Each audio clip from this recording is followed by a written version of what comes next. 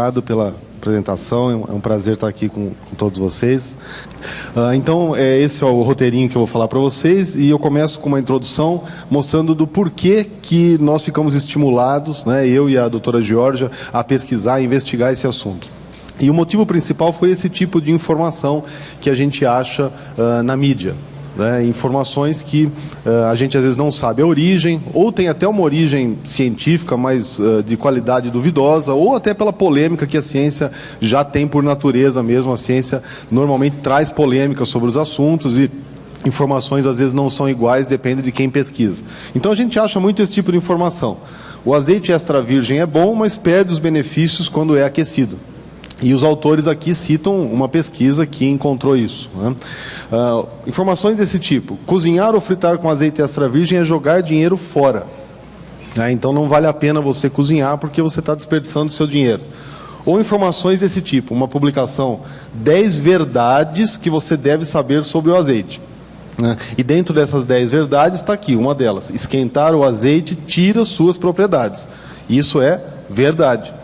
Então, o leigo, né, ele lê muito mais esse tipo de informação do que os artigos que a gente publica.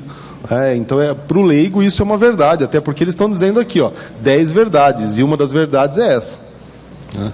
Ou então, azeite extra virgem perde benefícios quando aquecido. Vejam que se repete em diferentes sites, em diferentes publicações. E por conta desse tipo de informação, nós temos uma situação que é bastante clara. Como que é o consumo per capita de azeite no nosso país? Vejam, na Grécia, eles consomem 20 litros por ano. Na Grécia.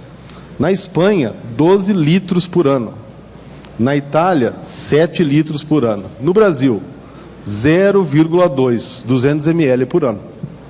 Muito desse consumo extremamente baixo deve-se ao fato de que as pessoas acreditam que eu vou usar azeite para usar numa salada, colocar um pouquinho de azeite sempre cru, porque se eu aquecer, ele perde as propriedades, eu estou jogando dinheiro fora, e há quem diga até que ele vira um meio veneno, assim. Se você esquentar, ele até vira um negócio meio do mal, assim. Então, isso leva a que o nosso consumo é dessa natureza. Isso é relevante em termos de saúde? Aí tem algumas informações. Por exemplo, esse é um evento que gerou uma publicação científica em que eles discutiram os benefícios já reconhecidos do azeite de oliva para a saúde. Alguns deles com grau de evidência mais alto, outros mais baixo, mas enfim. Redução de LDL, aumento da razão HDL-LDL, melhora o metabolismo da glicose, ajuda a controlar a pressão arterial, ajuda na função endotelial, promove um ambiente antitrombótico, tem efeitos favoráveis contra a obesidade e ajuda na redução do declínio cognitivo associado à idade, inclusive de Alzheimer. Então, vejam, tem muitos benefícios do azeite para a gente desperdiçar essa oportunidade e usar 200 ml por ano, como é a realidade brasileira. E quase ninguém tem dúvida sobre isso, principalmente se a gente pensar na dieta mediterrânea.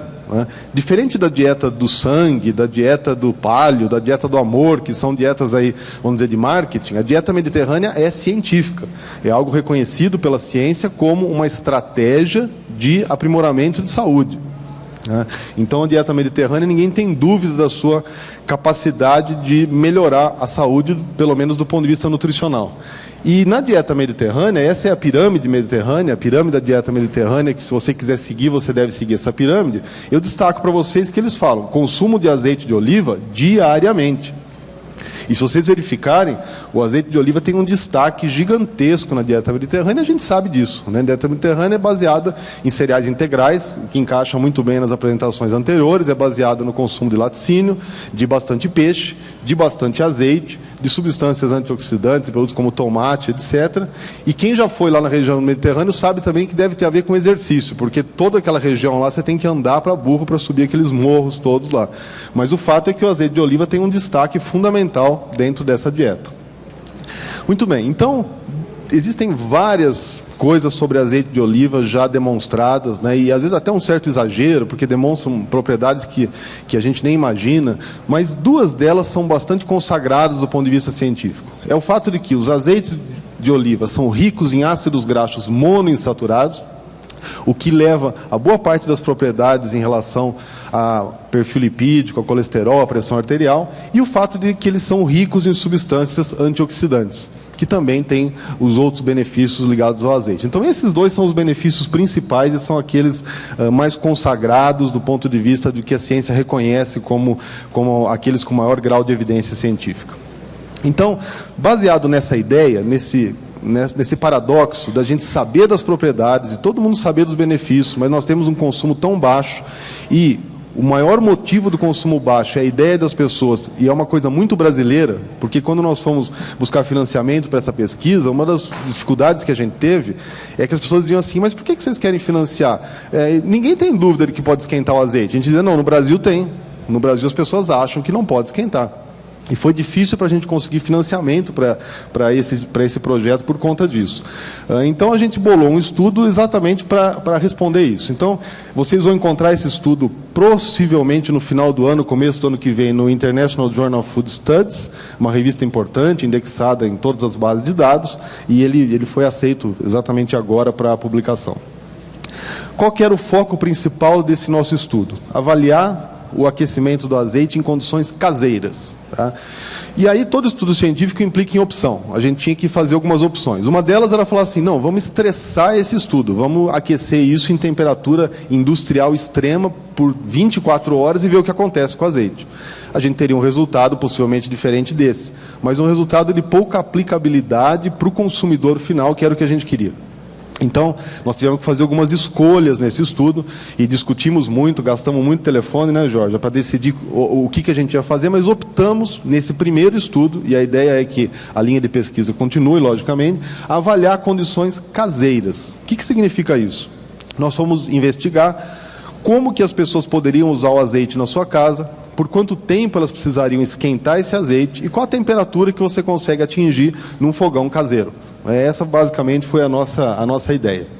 E os objetivos bem específicos do estudo é avaliar o perfil de ácidos graxos do azeite antes e após o aquecimento, avaliar duas estratégias sobre capacidade antioxidante do azeite, quer dizer, avaliar uma coisa funcional de como é que você mede se ele mantém a sua capacidade antioxidante, mas avaliar também compostos fenólicos, que são compostos antioxidantes por natureza, e avaliar a formação de compostos polares, que são indicadores usados no mundo inteiro para avaliar a degradação de um óleo, não só quando ele é aquecido, mas quando ele é estressado de diferentes maneiras. Então, foram 4 tipos de avaliação laboratorial que a gente fez nesse estudo. E também resolvemos comparar 4 tipos de óleos. Nós resolvemos comparar 2 tipos de azeite, o azeite virgem e o extra virgem, tá? Quando vocês forem ler o artigo, vocês vão ver que lá está escrito azeite refinado, porque no exterior eles preferem esse termo de azeite refinado para definir esse azeite mais simples, e o extra virgem aí é uma nomenclatura internacional. Mas também resolvemos comparar com o óleo de soja, que é o óleo mais usado no Brasil para fritura, que é aquilo que a gente está estudando nesse trabalho, e também com o óleo de girassol, que pelo que a gente investigou é o segundo mais usado e que tem um apelo de saudabilidade grande também. As pessoas falam, não, óleo de soja eu uso porque sempre usamos, mas o girassol eu uso porque é bom e tal. Então a gente resolveu comparar também. Então a ideia foi comparar esses quatro óleos. Então, essa é uma figura real do estudo. Essa mão provavelmente é da doutora George, eu não sei, mas deve ser. E o que nós fizemos? Nós colocamos o azeite dentro de um laboratório, tá? Com tudo muito bem controlado, e esquentamos esse azeite nessas cubas aí que são próprias para isso, com medição de temperatura minuto a minuto, porque é simples você dizer assim, eu esquentei o azeite a 200 graus, mas ele não começou com 200, e ele não para em 200 também, ele tende a ir subindo. Então você tem que achar uma maneira de conseguir manter durante um tempo razoável nessa temperatura, que é a temperatura que você quer. E tudo isso depende de uma monitorização bastante rígida. E se vocês forem observar, eu trouxe por curiosidade, porque no próprio laboratório havia essa etiqueta, dizendo assim, olha, quanto que você precisa de temperatura para fritar coisas normais do dia a dia. Então, por exemplo, batata 190 graus, lula 180 graus, se vocês quiserem fritar o lula, 180 graus é suficiente. Polenta 170, churro 160, verdura 150. Então, nós olhando essa tabela, a gente decidiu, vamos colocar 200 graus. Com 200 graus a gente cobre a maior parte dos alimentos que são habitualmente fritos, né? Usa-se muito azeite para fritar peixes, pescados, e a gente precisa aí de 180 graus. E também fomos avaliar o tempo que isso geralmente é necessário, e aí nós usamos uma estratégia interessante, que foi a ideia da doutora Georgia, que foi olhar as embalagens desses produtos quando estão à venda e quanto que o fabricante diz que você tem que fritar. E a gente encontrou lá, por exemplo, peixe 4 minutos, hambúrguer 8 minutos e tal, e fizemos uma média e chegamos em 6 minutos, que foi o número que a gente achou que representaria a maior parte dos alimentos que habitualmente são fritos, né? Então eu estou dizendo para vocês a nossa metodologia, porque ela é importante vocês saberem que os resultados que eu vou mostrar se referem a um azeite ou um óleo aquecido por 6 minutos a 200 graus. É importante saber disso, porque de repente eu vou mostrar resultados que são, não, mas eu já li um trabalho dizendo diferente. Às vezes o cara aqueceu 400 graus por 3 dias. E alguém pode aquecer a 100 graus por 2 minutos. Né? Então, em pesquisa, é importante vocês saberem onde vocês estão pisando. O nosso resultado é isso. Né? Nós aquecemos a 200 graus por 6 minutos, acreditando que com isso a gente cobria a maior parte dos alimentos que podem ser fritos com azeite em casa, em temperatura caseira. Então, basicamente foi isso, né? Nós pegamos esses 4 óleos, né, e utilizamos a temperatura de 200 graus por um tempo de 6 minutos. Okay? Aqui, só para quem trabalha mais com isso, né, e eu não vou entrar em detalhes, até porque não é minha área de trabalho, mas para vocês saberem que métodos foi usado, algum de vocês podem trabalhar com isso e gostar desse assunto, vai querer saber quais são os métodos que eles usaram. Então, a composição de ácido graxo, nós usamos a tecnologia da Associação Americana de Química, atividade antioxidante pelo método DPPH, que é um método bem clássico, compostos fenólicos, nós determinamos a concentração de ácidos gálicos e avaliamos o teor total de compostos polares, repetindo, porque eles indicam a degradação de um óleo. Então, em termos de potencial antioxidante, o que a gente viu nesse estudo, né? O azeite de oliva virgem, ou azeite refinado, como se costuma dizer, ele parte de um potencial, uma atividade antioxidante aqui medida em 0,4, dentro dessa unidade de medida. Quando você aquece a 200 graus por 6 minutos, desaparece essa atividade antioxidante. Então, é verdade que esse indicador, no azeite de oliva normal, o azeite refinado, esse do dia a dia, não extra virgem, você tem uma atividade antioxidante que é razoável e que é perdida nesse aquecimento. Quando você vai para o extra virgem, ele já parte de uma atividade antioxidante muito maior e ele perde sim, mas vejam, de 0,7 para 0,5. Nós estamos falando aqui de algo aproximadamente 30%. Então, quando alguém diz assim, o azeite extra virgem quando aquecido perde suas propriedades, essa frase é uma frase de uma verdade perigosa. Ele perde 30% das suas propriedades. Tá? Então ele perde. Mas quando você fala perde as propriedades, dá a impressão que ele vira uma quase que água. Né? Agora vejam o que acontece com o óleo de soja e girassol. Ele parte de 0 e continua 0. Então, mesmo o azeite extra virgem aquecido por 200 graus a 6 minutos, mesmo ele perdendo boa parte, ele ainda fica muito maior do que os outros. Então não faz sentido eu dizer assim, não, eu não vou fritar com azeite de oliva, porque ele perde o potencial antioxidante. Ele perde um pouco, mas ele fica muito maior que os outros, mesmo crus, mesmo que eu use cru. Tá? Então, as verdades têm que ser olhadas por todos os lados. Né? E o perfil de ácidos graxos? Aqui eu trouxe para vocês a análise dos óleos crus. Por quê?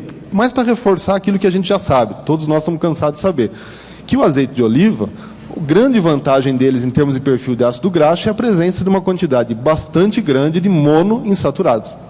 Isso a gente sabe que é o perfil, e o nosso estudo só reforçou um conhecimento que a gente sempre teve. E também podemos olhar aqui por um outro lado e dizer assim, mas o azeite de oliva ele tem muito pouco poliinsaturado. Poliinsaturado é importante, de pleno acordo. Por isso que, se vocês me perguntarem como nutrólogo, qual óleo eu devo usar, eu digo, use vários. Tá? Porque você vai buscar o monoinsaturado no azeite de oliva, mas você vai buscar o poliinsaturado no óleo de soja, por exemplo, que é um perfil diferente, nem melhor, nem pior, diferente. Mas, se você está buscando monoinsaturado, porque você lê um artigo dizendo que os monoinsaturados abaixam LDL, etc., aí você tem que buscar isso nos azeites. E tanto o virgem como o extra virgem têm quantidades parecidas. E o que acontece quando a gente esquenta esses óleos? Bom, azeite de oliva virgem mantém exatamente o seu perfil de monoinsaturados. O extra virgem mantém o seu perfil, cai um pouquinho, sem significância estatística. O óleo de soja mantém o seu perfil e o girassol mantém o seu perfil. Em relação aos saturados, qual a importância desse gráfico? Tenho certeza que muitos de vocês já ouviram falar assim, se você fritar com azeite de oliva, você vai encher de gordura saturada. Tá? Vocês já ouviram falar disso. Qualquer pessoa que mexa com isso sabe que isso é absurdo, porque a gordura saturada em temperatura ambiente é sólida. Né? Vocês nunca comeram feijoada, eu tenho certeza que quem gosta de nutrição não come feijoada, mas se algum dia vocês viram alguém comendo ali do lado, vocês devem ter visto que quando esfria, forma uma nata em cima. Aquela nata é gordura, porque a feijoada tem lá a orelha de porco, o pé de porco, que tem gordura saturada. Então, em temperatura ambiente, a gordura saturada fica sólida. Se você fritar qualquer coisa com azeite de oliva e deixar em temperatura ambiente, não vai ficar sólido, ele vai continuar líquido, quer dizer, não forma gordura saturada. Então, nenhum dos 4 óleos forma gordura saturada depois de frito por 200 graus a 6 minutos. Nenhum deles. Todos eles mantêm o que já tinha de gordura saturada, porque ele já tinha isso pela natureza do próprio óleo. Ok? E o que acontece com os monoinsaturados, que são aqueles que o azeite de oliva tem como sua propriedade principal? Acontece basicamente a mesma coisa, não muda nada. Ele tinha monoinsaturado, continua tendo. Quando você aquece, aumentou um pouquinho, mas não é estatisticamente significativo, quer dizer, manteve o perfil de monoinsaturado, e os outros tinham pouco, continuam tendo pouco. Então, o azeite de oliva, quando frito, não aumenta a quantidade de monoinsaturado, mas ele não perde, ele mantém o seu perfil de monoinsaturado. E aí todos vocês estão cansados de saber que quando eu frito alguma coisa com azeite de oliva, eu formo gordura trans, que faz muito mal para a saúde. Não é? Todo mundo sempre soube, a mídia está cansada de dizer isso. Né? O azeite de oliva não tem gordura trans e não forma gordura trans quando é frito. Tá? Isso é uma lenda urbana. Tá? Não existe. Ele já não tem ácidos graxos trans, tá? Não tem nem o virgem, nem o extra virgem, e se você esquentar, ele não forma trans. Formar trans é um processo complexo, quimicamente falando, não é uma fritadinha de peixe em casa que vai formar trans. Tá? Então, não forma ácido graxo trans. Okay? E os outros óleos? O óleo de soja, parece que ele forma um pouquinho de ácido graxo trans. Como nós tínhamos uma amostra única, nós não pudemos fazer uma análise estatística muito rigorosa para dar essa informação. Mas de 0,6 para 0,9, parece que sim, que o óleo de soja forma um pouco de ácido graxo trans quando é frito por 6 minutos. Tá? E o óleo de girassol não, ele tem pouco e continua tendo pouco. Mas pensem nos alimentos crus, mesmo crus. Azeite cru não tem trans, o de soja tem, e o de girassol também tem. Tá?